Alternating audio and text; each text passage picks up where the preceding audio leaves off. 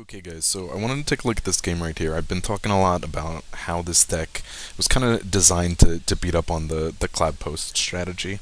And you can see that in a lot of ways, mostly the Izzet Control tournament deck. There's also a Rebels tournament deck that uses the posts. It's all mono white. I have seen it with a splash of blue in the casual room, if you've seen all my videos. And then there's a green kind of ramp deck, uses walls and gets out the Aurochs and, the Crusher. Hopefully you don't run into too many of those in the casual room, but, that was one of the things I wanted to go with this deck, is that it had a good matchup against that. So I'm going to show you this game right here. My opponent was playing the Izzet Control. Like I said, I just wanted to show you how this deck actually matches up and why I think it's really the strongest matchup for this. It's almost built as a full counter to it. So this is opening hand, pretty good, 2 lands. Have the Oracle for a bit of a quick ramp. I will be able to get the island out with my Evolving Wilds on my first turn. So my opponent is going to start off with a Cloud Post, and we're more than happy to see that. We have a Thermokarst in hand, so we'll hopefully be able to ramp up to some early mana. Be able to, at the very least, get it out, get rid of it on turn 3. Hopefully before he gets something else into play, post-wise. So, get the island, forest comes down, and we do end up searching up a Evolving Wilds, which we will use to get that second forest that we need. Most of the time you're going to use those to search for islands, but it is important that you do have 2 greens. You need it for the Thermokarst and the Shamblers as well. Just an important thing to note. Most of the time, like I said, you want to get islands. But we get that. My opponent is going to be able to tap his blue for Ponder here, and that's exactly what I wanted to see. Playing the Izzet Control, you have to worry about a lot of counter spells, but by him tapping that island, he has just opened the window for us to get this land destruction going. So we'll be able to do that. You'll see I have an island left over from that top deck for Vapor Snag if necessary. So, my opponent's not terribly slowed down. He didn't hit any other posts anytime soon. He did get another land drop, so it's not such a big thing for him at this point in time. You also see, when you get those spreading seas, if there are no posts in play, you can use them on the mountains and stuff to slow them down that way. So we hit another land drop, and you see I have the opportunity now. I could play a Cartographer and still have the mana open for a Rune Snag, but I like to hold on to these until I have one of those cycle lands so that we could really get some of that card draw going. If I miss an early land drop, probably within the first 5, then I would use it to get back in Evolving Wilds. Or if I find myself in a position where I need an additional land, then like I said, I have the Cartographer, I can get the Evolving Wilds, but I like to hold on to those unless I, absolutely have to. At this point in time, like, I'm playing Izzet Control. I know they're very low on creatures, so I know I can sit here and swing away with my little 1/1 Oracle, and not have to worry about getting a lot of creatures out real fast. So my opponent does hit another land drop again, Cloud Post destroying, not such a big deal to him, but in our case it's fantastic because he is losing that mana ramp. So now you see I draw a Shambler, and I am going to attempt to use the Cartographer now so that I can get that 6th land to play the Shambler. My opponent does actually throw out a mana leak, and I have the option to counterspell it. But, I talked about the Rune Snag isn't great on the first one, and this would be the first one. I always keep my graveyard open, especially with this deck, because you can keep track of how many Rune Snags are there, accumulated knowledges, and what land choices you have for Cartographer, as well as what creatures may or may not be in there for the Drake when it comes about. So he does do this. I have an option to counterspell. It is going to still counter my Cartographer. The only benefit to that would be the fact that it would get that first Rune Snag in my graveyard and cause him to pay 4 next time I tried to counterspell. But I am going to let him take this one. I do have a Cartographer in hand, so I'm not too worried about it. He is missing the post land, so his ramp isn't great, but he still has 3 islands on the table, which means he's going to have enough mana to run several counterspells. What I'm going to look for is more like this. He plays a Muldrifter with the Evoke. Now this is a great opportunity for the Rune Snag because he's only left himself 1 mana open, and I can counterspell this uninhibited and allow my second Rune Snag to go for 4. Also denies him the card draw. He's sitting right now at 3 cards in hand. Any opportunity I can kind of slow that down is fantastic. He does have some small draw options in the Ponder that, I'll let him have, but with the big card draw like the Muldrifter, if he runs Deep Analysis, that kind of stuff, I want to kind of slow that down at this point in the game. So we see in 17 turns he's dead. I'm not really getting anything I need as far as creatures go. You see here, I do leave them open at this point for the counterspell and the Rune Snag. I could have again played the Cartographer. He had his lands open, he would have counterspelled it. I decided at this point in time, if he's willing to just let this go, I'm willing to let this go. Just keep beating on him with the little Oracle. So we draw Spreading Seas, and this is a good opportunity. He's not getting posts that he needs. He's not getting the card draw either, so this is a good opportunity to turn that mountain into an island. Doesn't hurt him a lot because he is playing blue, but it does prevent him from getting off those lightning bolts or any other red burn spell that he may have, especially the Rolling Thunder, which is his real big win condition. This will be able to stop that.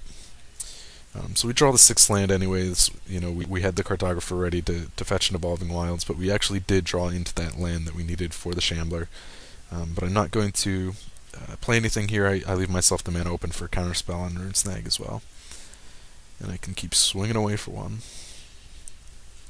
So end of turn here, he's going to be either drawing cards or it would be Capsize, but he is a land short on that one. He does cast Mystical Teachings, and now my word of advice for everyone, I used to do this all the time, I would counterspell the tutor card.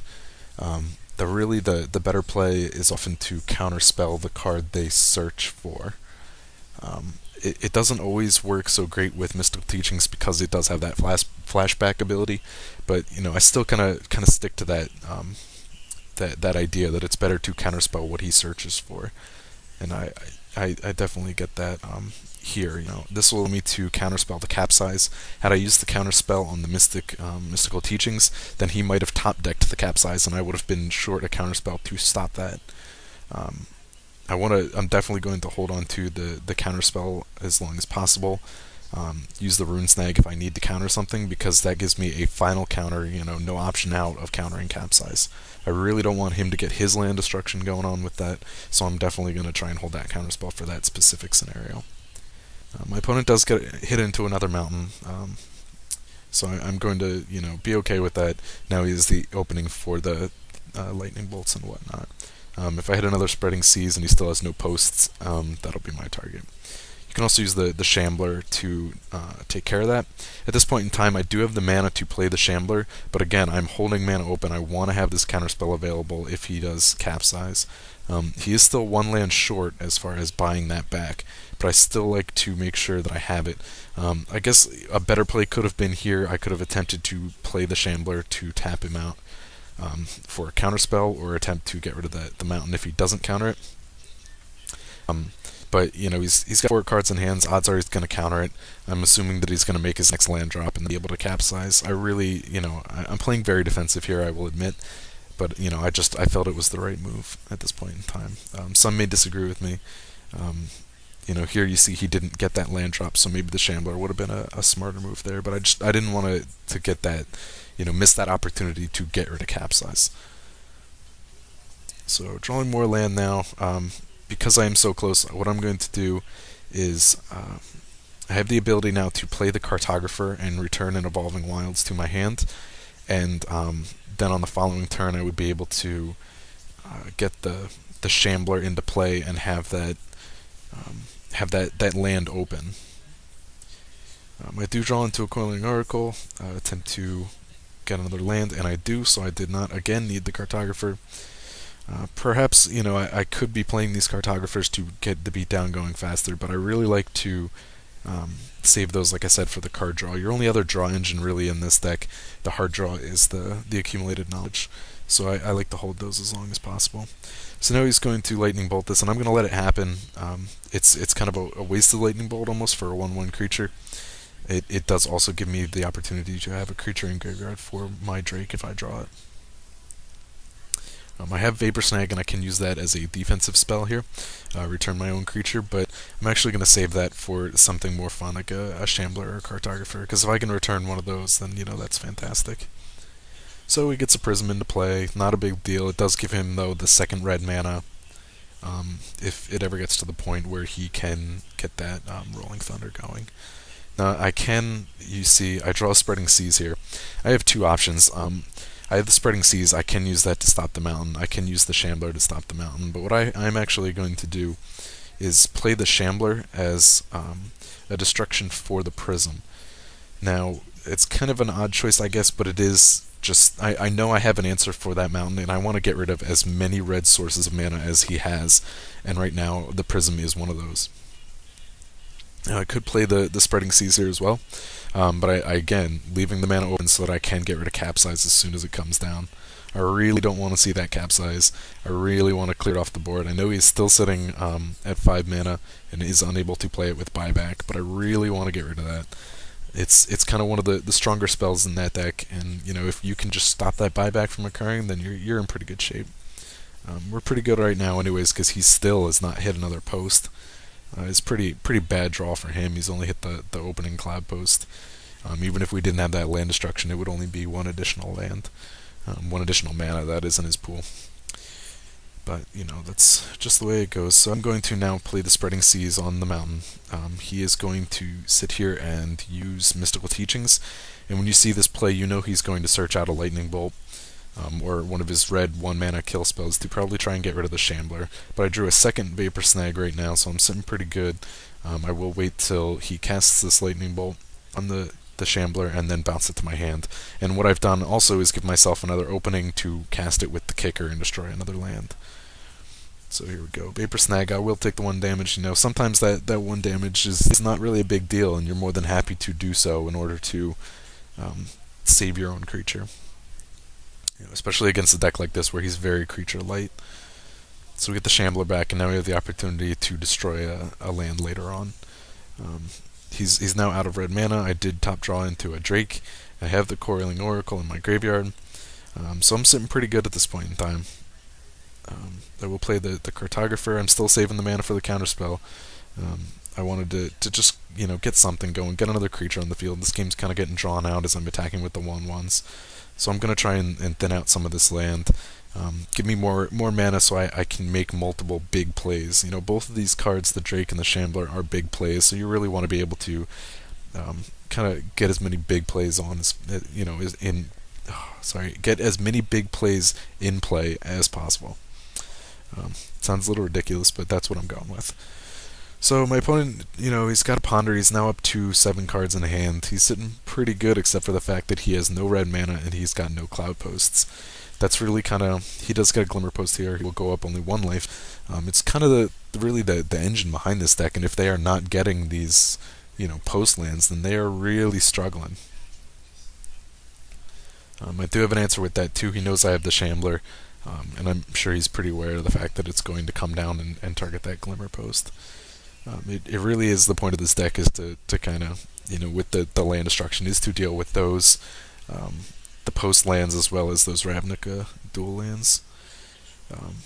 It's just a great strategy. You see a lot of those, especially the Ravnica ones, probably more than the posts in the casual room, but even if they're not running either of those, and they're running a small splash of color, it gives you an opportunity to get rid of those. You can get rid of artifact lands against the affinity matchup, etc. It's just a nice little package to go alongside the counterspells. So we are playing the Shambler. We're attempting to kill the Glimmer Post. He does have the land. He is going to capsize the Glimmer Post. And this is, I guess, a smart move on his part.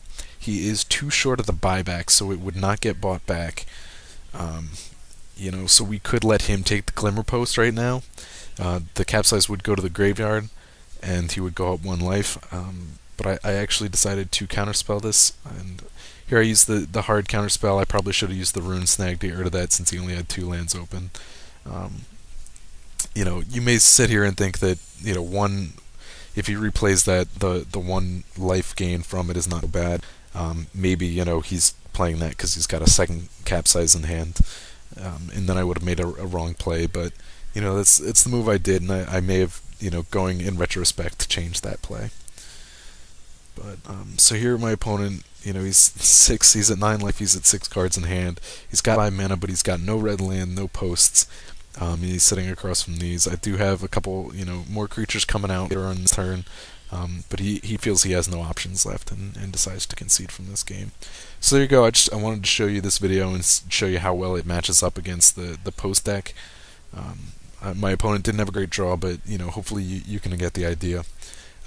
This is going to be put up before the article, so make sure you check out the article when it shows up on puremtgo.com. And I will also be putting these all on a playlist later on. Thanks.